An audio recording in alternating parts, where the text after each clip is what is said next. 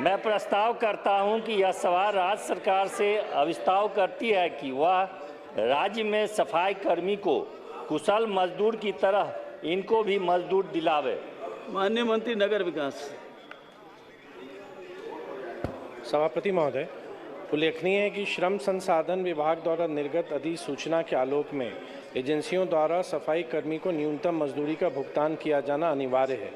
इस हेतु विभागीय पत्रांक 3333 दिनांक 6 सितंबर 2025 से सभी नगर निकायों को मार्गदर्शन निर्गत है।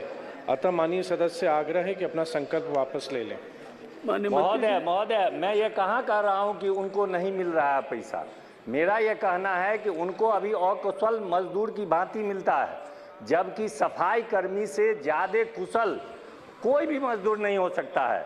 कि वह जिस तरह से 1 या 2 दिन अगर वह स्ट्राइक पर हो जाते हैं तो हम लोगों को शहर में चलने लायक स्थिति में नहीं रहती है। वह सारी गंदगी को उठा करके वो ले जाता है। तो वैसी स्थिति में मैं मंत्री महोदय से मैं आग्रह करता हूं कि निश्चित रूप से यह बहुत ही संवेदनशील मामला है।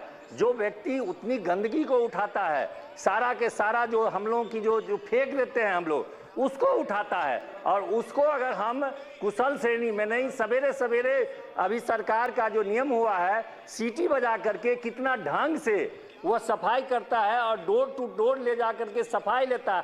अब तो नीतीश जी के शासन काल में वो निर्णय हुआ था कि पूरे ग्रामीण क्षेत्र में भी यह हो रहा है। इसलिए मेरा आग्रह है कि इस पर सरकार निश्चित रूप से विचार करके यह जो सबसे जो हमारा काम जो बड़ा ढंग से करते हैं उसको कुशल श्रेणी के मजदूर में उनको मिलना चाहिए। मेरा यह नहीं कहना है कि उनको मजदूरी नहीं मिलता है, एजेंसी के द्वारा मिलता है, लेकिन एजेंसी उनको कुशल मजदूर के श्रेणी में नहीं मजदूरी दे रहा है। यह मेरा आग्रह है।